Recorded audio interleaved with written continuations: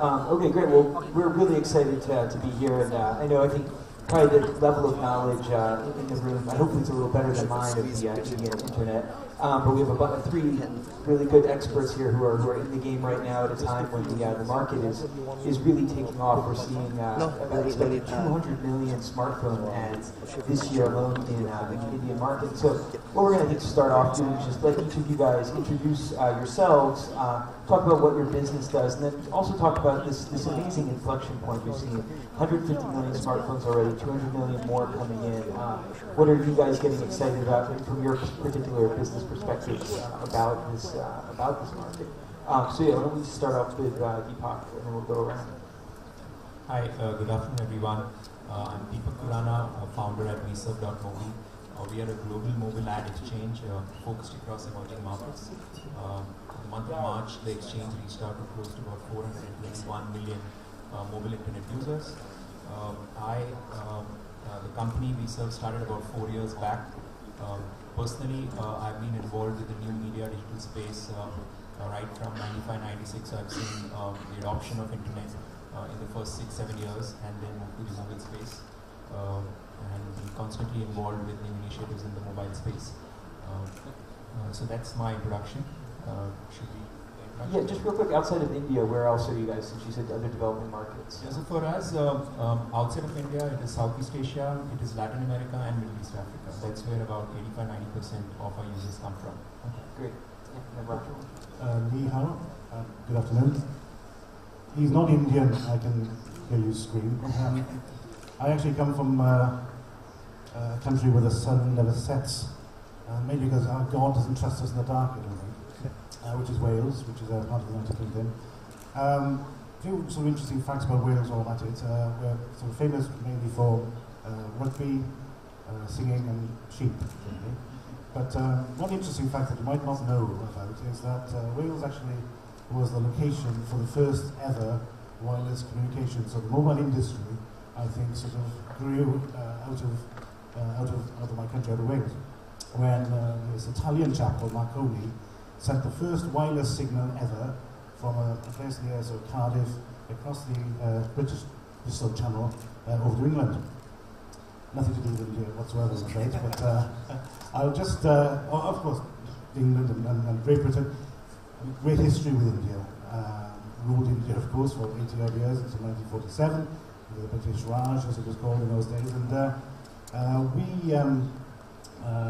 from the UK perspective, always very proud of our association with India. David Cameron just recently described our relationships with India as the new special relationship. And so I've been involved with the media, digital, mobile, internet world since the beginning almost, I guess. Certainly the internet days, worked for networks, Infospace, and more recently within the sort of mobile web world, different US companies. But I've had the good fortune for the last 6 years of working for a number of Indian companies. Some 6 years back, worked for a company called Reliance, which is one of the large Indian conglomerates in the sort of media, telecoms space. And now more recently, the last couple of years, I've been heading up global strategy and corporate development for Mumbai-based Nazara Technologies. And Nazara are a sort of major player in the mobile entertainment space. They kind of tend to be focused on mobile gaming and technology services to provide mobile games to handsets, primarily in the Indian subcontinent, but also we have an office in Mumbai headquarters, and also Dubai, and more recently we've been very active in Africa. Hello. Yeah, hi everyone. My name is Birud Sheth. I'm the founder and CEO of a company called Webberoo. We are a mobile messaging company, and what that means is, as you know, India was a little late getting on the smartphone bandwagon. So while mobiles meant feature phones, messaging meant SMS. So we're the largest SMS aggregator in India. 2 billion messages a month, sort of very high scale. And now, as smartphones are coming in, we've just launched a messaging app. It's like a WhatsApp, or I should say WeChat, for enterprises, for enterprise messaging that supports teams of unlimited size. It's called Team Chat. So that's what we focus on. And just quick personal background, I've been an entrepreneur before, both in India and the Valley. I was previously the founder of a company called Elance, which is a large freelancer marketplace online. Okay, great. And so, I mean, the topic of this talk is hype versus the reality, guys. And obviously, when you start playing around with numbers on the order of 350 million, maybe by the end of 2014, that's eye-popping to a U.S. investor. That's bigger than the United States population. But I mean, certainly what we've learned in China is that the numbers don't always speak the real truth. We have new users who may not be power users, who may not even really, be monetizable in the short term. So I'm curious if we can start off sort of talking a bit about, how much do you guys believe in the hype? Can India become one of the most important mobile markets, and what's holding it back? Are we seeing some of these demographic problems get in the way? For instance, just low-end users or people who maybe aren't familiar, back-end infrastructure issues. Can people even get on? Here we have a lot of people using Wi-Fi still, because we still have 3G issues. So just, sort of hear each of your perspective on how long this is going to take before India becomes the great mobile power we all know it will be. So first, hype versus reality, let me just first address the reality part of it. So when you look at mobile internet adoption in India, the country's kind of grown very quickly from about 35-40 million mobile internet users. Roughly, as we speak today, it's about 160 to 170 million mobile internet users. That's extremely fast growth rate. At this point of time, the country is roughly adding anywhere between 5 million to 7 million mobile internet users every quarter. So it's moving at a great pace. In terms of monetization of these users, in terms of how people are really leveraging this large user base, at this point of time, when you look at mobile content, there are largely two streams. Either there are in-app purchases, which contribute to the entire app economy, or we talk about advertising. These are two large revenue streams which globally people depend on. Now, when you look at emerging markets, and in this case, when we speak about India, at this point of time, the mobile advertising ecosystem has grown quite rapidly. The local market is close to $100 million at this point of time, and which is nearly doubling up every year. Yes, the monetization is still behind the overall user base, but the adoption from advertisers, the adoption from various guys is moving at a very rapid pace. When we talk about the other revenue stream, which is the in-app economy, yes, the market has a much bigger promise, but the market is under-delivered to that promise. The reason being so is majority of these users in the country are prepaid users. So they have limited balance. That's one piece which is there. The other bigger piece is that credit card penetration in a country like India is close to 11%. So when we talk about this 160, 170 million mobile internet users, the overlap between credit card users and these mobile internet users is extremely small. So unless and until in-app purchases are supported through carrier billing or the carrier wallet, it's not going to really seize that opportunity per se. So I think we keep hearing app stores like Google trying to talk to carriers, enable carrier billing, but it's not happened yet. On the other side, we heard very recently that Nokia, because Nokia is still has a fairly large market share, and with the recent development of rolling out Android devices, the Nokia X series, that's going to be interesting because that app store has connectivity with carriers, and developers can instantly make money at a pretty healthy revenue share.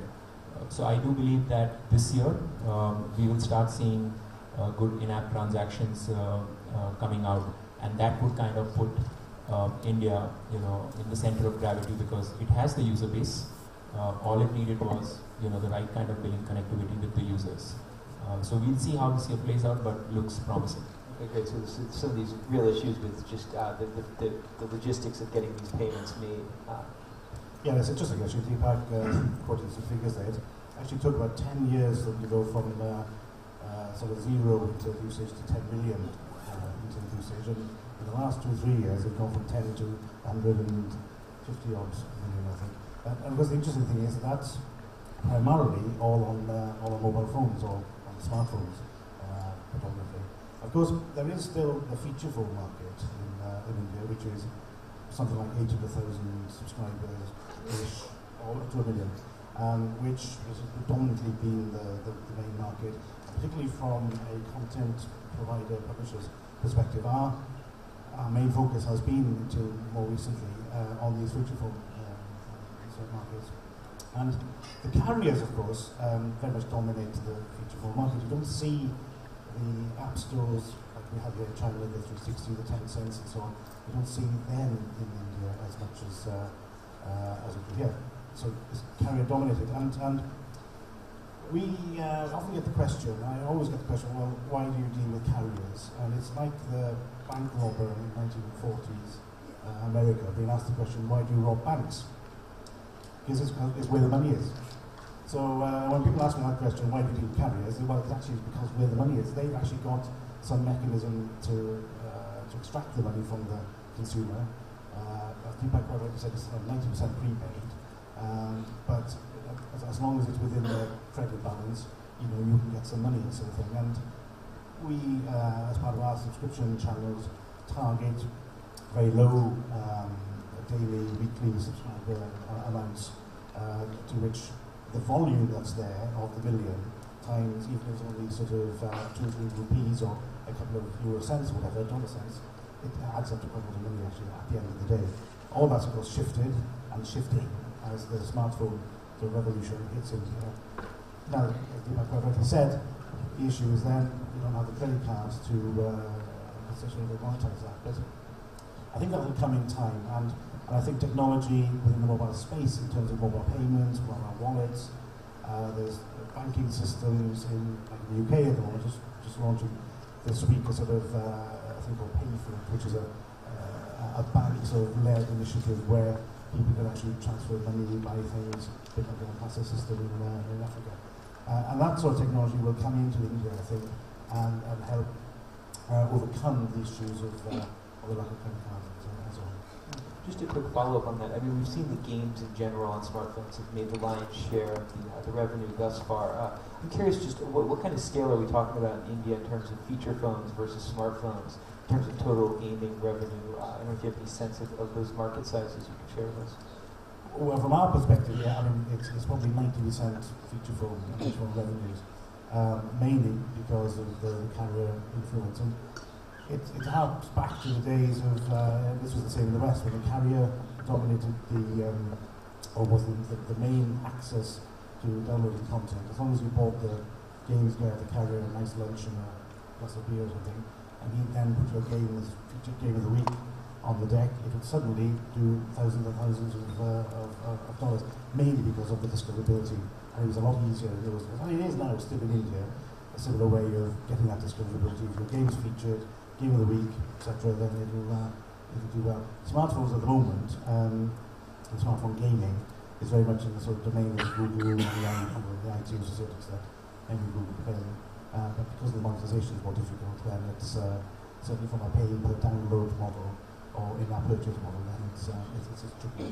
The advertising model Deepak speaks of is probably the most effective method in all for smartphones. Okay, interesting. So right now, actually, ads are doing better on smartphones than games in India. I would say so. Okay, that's definitely different from China and from a lot of the world.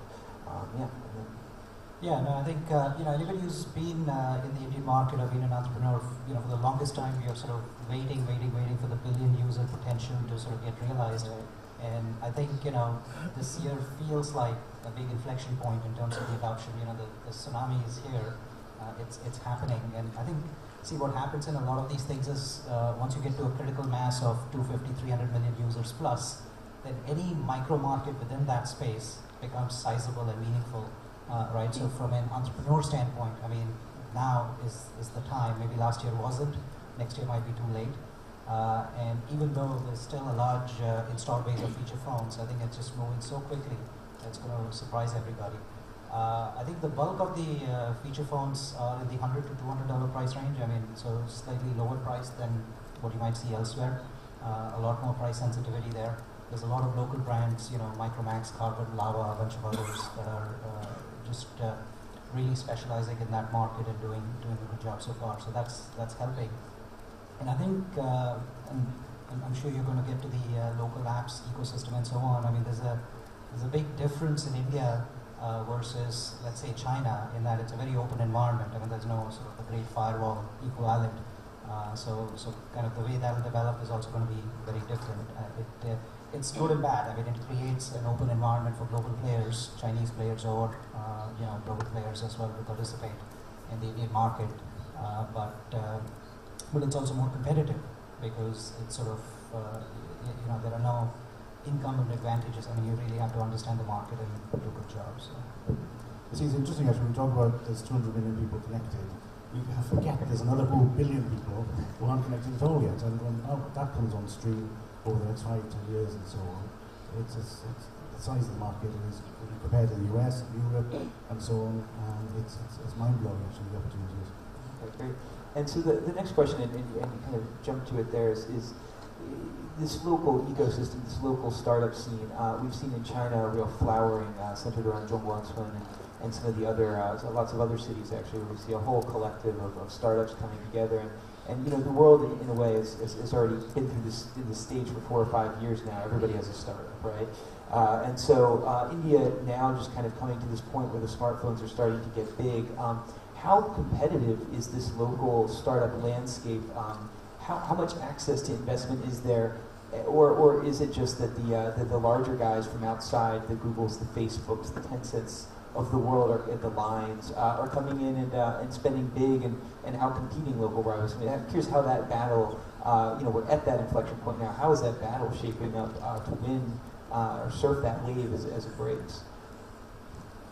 When you look at India as a market and the Indian consumer base as a market, I would say that, and then you talk in context to the startup ecosystem there, I would say that the current wave of the kind of consumer base, specifically on mobile internet, we are talking about 170 million mobile internet users ramping up very quickly to 300 million users over the next couple of years. That's kind of become a very sweet spot for the startup ecosystem. Because the earlier shot which the startup ecosystem gave, which happened in the PC internet era, where it just took the country too long, to get to 110, 120 million PC internet users. It took about it roughly took about close to about 17, 18 years to get to that number. Having said that, when we speak about mobile internet, 2003, 2004 to 2009, 10, the first 6, 7 years, from 0 to 35 million was the customer growth, and from 2010 till now, that number has grown from 35 to 160, 170. So we find a lot of startup activity now in the last couple of years, very active, because specifically the dots which entrepreneurs are trying to connect is building out mobile apps and products and capitalizing on this mobile internet wave. Third thing, obviously, when they're building those kind of apps, whilst they're building that not just for the local market, they also have an eye on the global internet market, mobile internet market. So those are the kind of drivers which entrepreneurs are looking at, and we're suddenly seeing plenty of action at ground level happening by various guys. Whether we go to universities, whether we talking to about people who've been in jobs for a long period of time, all of them in the last couple of years, I think we've seen very good traction there.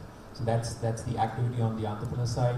When you talk about investment, when you talk about access to capital and so on and so forth, there again, I would say that a lot of funds in the last couple of years have started getting very active. So there is a lot of capital which is available for early stage investments.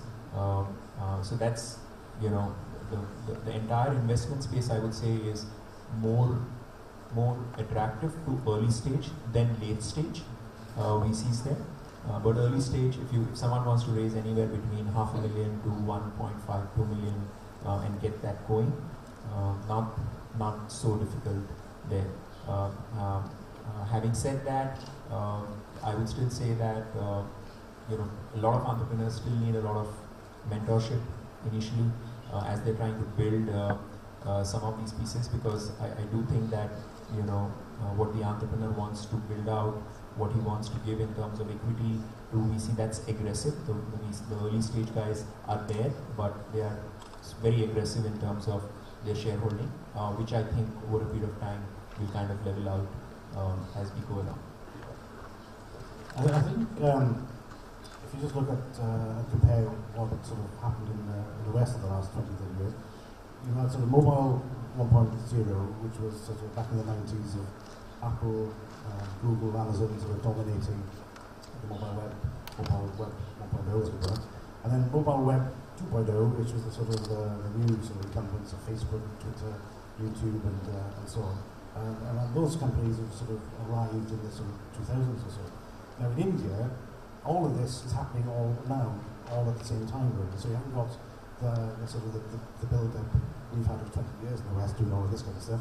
It's all happening in the next 5 years, which I think is very interesting. So it's a whole mishmash then really of all these companies coming together and just actually growing their business and business models in the Indian market. And the Indian market is full of entrepreneurs. They're young entrepreneurs that are coming out of universities. I think India supply almost the world's largest number of engineers actually.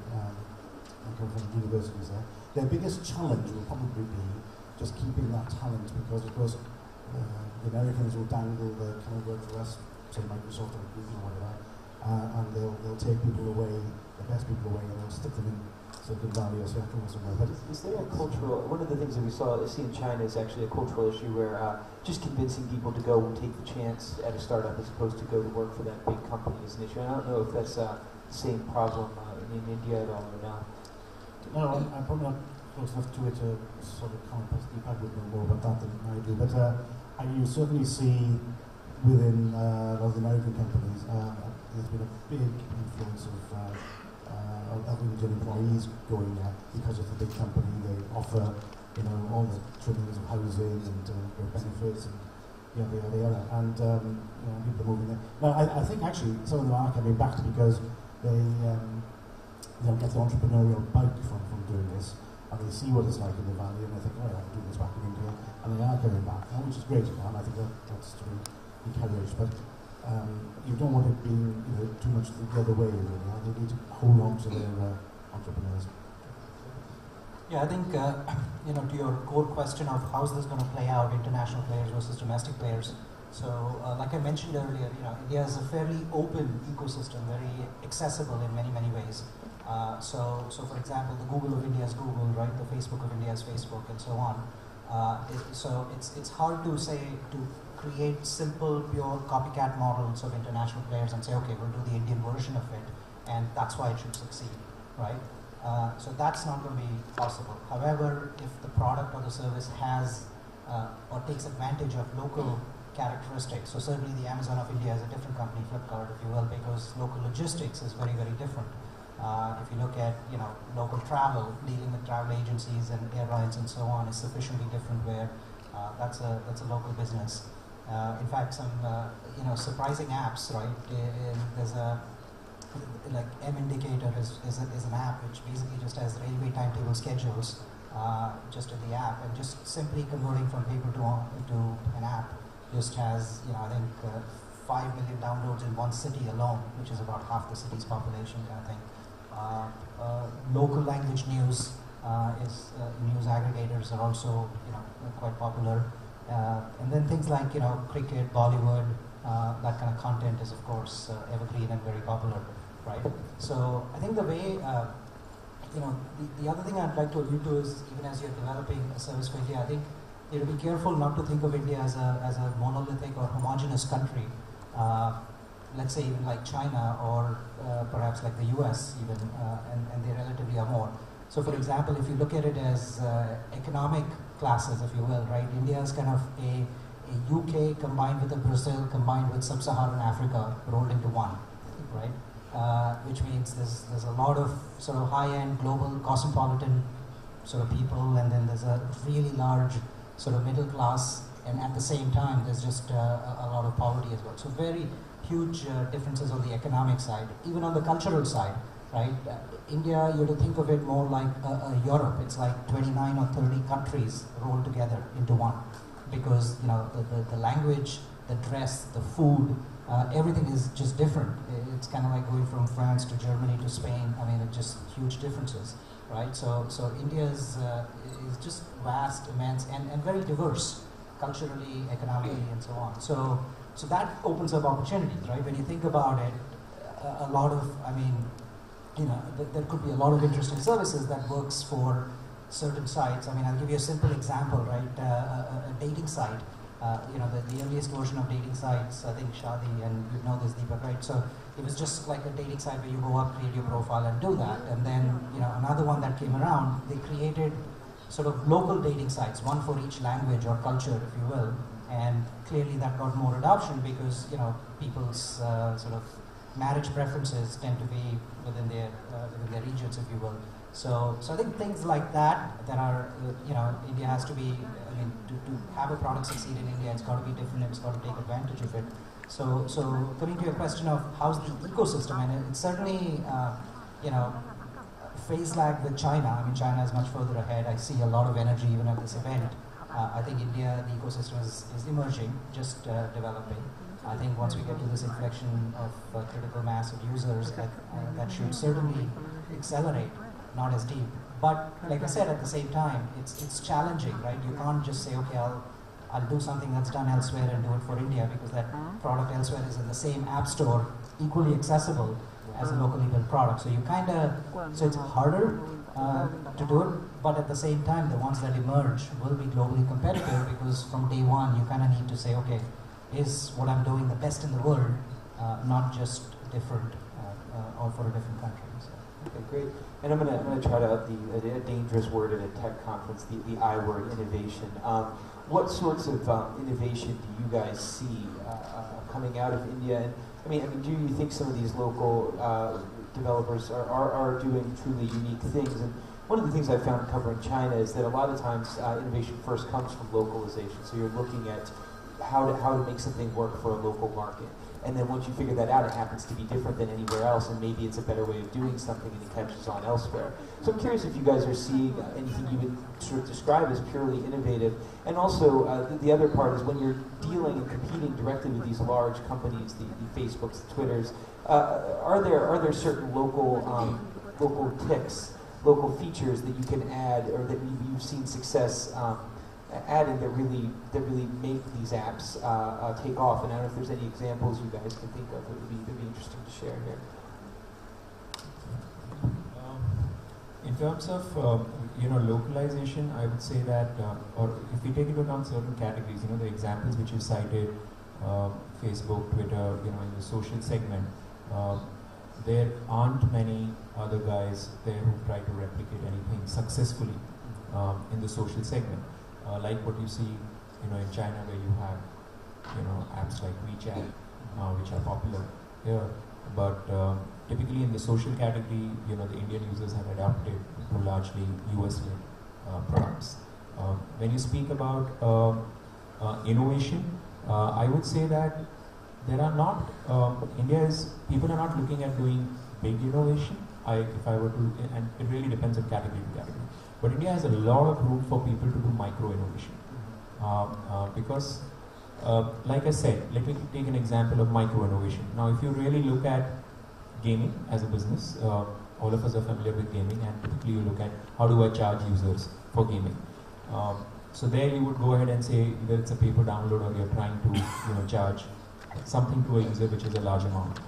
As opposed to charging a user for a particular large amount, there the model has been evolved to a sachet-based model, depending on this is what the customer has in his wallet.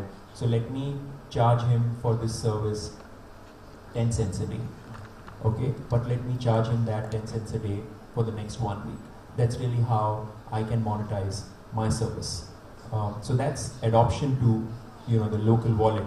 So almost like a payment plan type. Almost like a payment plan, yeah. It's almost like a payment plan where you're saying that this is how I can get scale.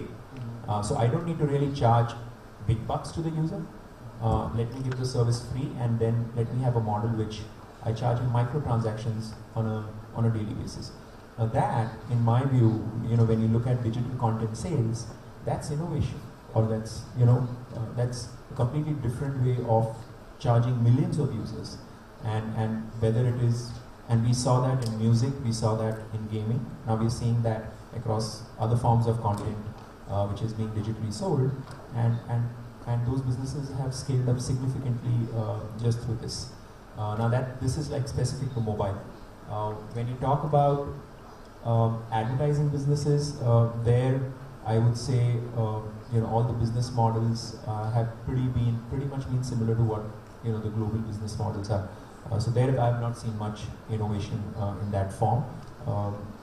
Lastly, when it comes to app developers who are trying to build any app, I would say that firstly, like you said, that India has a lot of engineers, and India did have a lot of talent which were working for companies like Gameloft, EA, so a lot of people have kind of left those companies and they started building out their gaming pieces.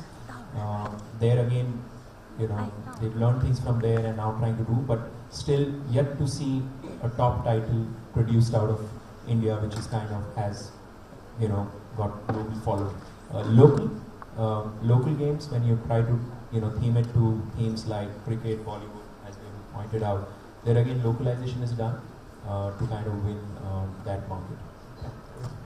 I think a bit like China, right? That I'm not sure India is known for so much innovation. I think in the UK, if you sort of again look at all the major innovative companies that have come across the world stage at the moment, most of them come from the US. Now, of course, as Deepak already said, I think more at a local level, and you look what India are really good at is providing that sort of back-end service. So I think you'd get a more of an Oracle or a GE type of company coming out of India.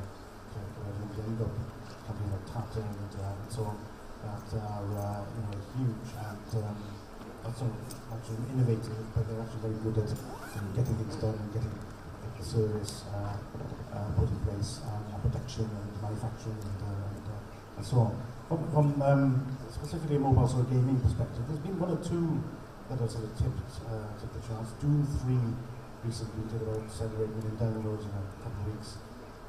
It's a sort of film-based IP. And then you get some more local specific sort of Indian poker game, which has about 10 million downloads in a few weeks. Team Patty, I think it's called. And of course, anything with cricket generally does really well.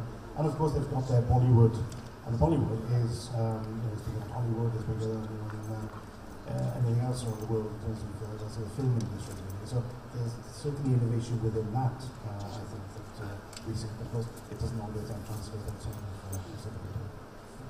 Yeah, no, I think if you look for innovation in India itself, I think there's still time. To be innovative, you need one sort of depth of funding, saying, okay, take the long shot, take the risk. Here's a few tens of millions of dollars and so on. I think you don't have that yet.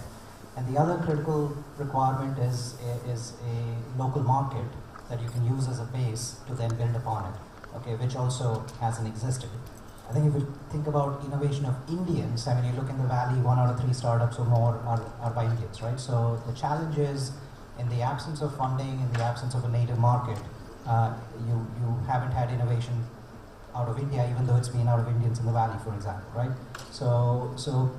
But in that sense, it's an opportunity. It's an opportunity. In fact, I would think many Chinese entrepreneurs have sort of seen the movie already. You kind of know what happens when it hits an inflection point of a certain sort of internet penetration, and then even the mobile penetration, and then how it explodes. That's the opportunity in India as well. And like we discussed earlier, I think it's a matter of months now, where there's a critical mass funding. I mean, it's a chicken and the egg. I mean, I think as you have a critical mass of users, as cost of developing startups, developing apps is not high either. So it's and especially if you're taking an app and using the base platform and modifying a few things, it's not expensive to launch some apps and so on.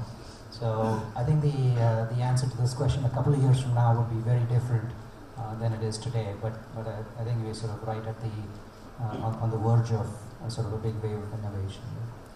Great. It's good to see actually that Sequoia have invested they have an office in India, or had an office in India for a number of years, and more recently I've noticed they're now investing in, for example, just the other day they invested in a Scandinavian company called Truecaller, I think, and that's probably one of the first times the Indian-based arm of Sequoia has invested in something that's outside of India as well, because that particular company, I think, have discovered that their user base is the largest in India. So it's great to see Sequoia, also one of the largest VC companies, actually actively sort of in the space there. Okay, great. I'm actually glad you brought that up, because obviously we're in China right now, and a lot of people might be interested in looking into expanding into India. And we've seen a bit of a breakdown between the developing world and the developed world, and certainly when we look at Chinese companies going outside of China, they're usually going Southeast Asia, India. I think UC Web is one in particular that's done well in India on the mobile browser side. But what advice do you guys have to people out there who are thinking about, are tasked with bringing an app or maybe even a hardware, like a smartphone, to India, and how difficult is it to be an outsider without the cultural understanding and kind of come in and make that happen? Certainly from a gaming perspective, India is more conservative than many markets. They don't necessarily want to see the blonde with a cowboy hat on in games. As they are aspirational to some extent, that's not. But they want to see stuff that's part of their culture. Really. They want to be, and this is somebody from the West saying this. We see, or I see that it has to be in tune to what they're doing locally, what they're doing with friends locally, what sort of hits the right mark, like the cricket games, like the Bollywood games, and so on. And you need to spend time researching that. It's not a case of sort of cut, paste, and throw it into the market without thinking about the sort of touches, as it were. And I think that's quite important. I mean, we've spoken, I'm sure, all day about the localization, and it's not just language, of course. Clearly, it is that cultural innovation as well, which again I think is one of the key sort of points from a gaming perspective. Okay. Yeah, I think. Well, I'm not. I think if you're if you're a Chinese entrepreneur looking at the Indian market, I think there are a few things. Okay, in many cases you may not need to modify anything. I think Candy Crush is as popular in India as it is anywhere else. Okay, like I mentioned, sort of the early adopter segment of India, the UK equivalent, if you will, are just in tune with global trends. They know all the apps. In fact, one of the reasons why, let's say, WhatsApp is way more popular than WeChat or Line or Kakao is in India is because of these sort of expat links, right? A lot of Indians go to US, go to UK. Anything that happens in the valley, I mean, a day later is accessible to their friends and family in India, and those connections run very deep. Okay, so without even any physical presence in India, WhatsApp has been in India for maybe right since the beginning, just through those friends and family connections. Then, while WeChat and Line kind of had to come in explicitly, spend a lot on endorsements, advertising, and in many ways it's too late because it tends to be a winner-take-all phenomena and so on, right? So if you have a good app that's a globally competitive, exciting app, I mean, in many cases you don't need to modify anything. Okay, so that's one bit of attraction. On the other hand, if it does have elements of customization, if it can be different, yeah, there are certainly segments of India that benefit from the extra customization. Maybe for languages, India has a lot of rich culture and heritage, maybe sort of local characters and so on. I mean, one thing that's always surprised me is India's never been big in the kind of avatars and emoticons and things like that that's been huge in East Asia, right? In Japan, Korea, China. I mean, these are just, and not just in mobile. I mean, that's been from QQ days, IM days, even before that, even internet. You look at internet websites here, they tend to be rich with a lot of characters and very, you don't find that phenomena at all, for example, in India, across any of these platforms, whether it's PC, web, or mobile. But like I said, certain things you have to be careful about is even social norms are different. For example, let's say dating, or forget dating, even sort of meeting, a boy and a girl on the street meeting up. I mean, WeChat has this cool feature where you can just find somebody within 100 meters of you, or you can chat with somebody. But in India, you'll probably you'll get slapped for doing that. Okay, so it tends to be a little more subtle, a little different. So some of those things don't translate quite as simply or automatically to the Indian environment, while other things do. So I think you kind of have to look at it case by case basis. But there's a lot of opportunities. I mean, certainly the trial and error.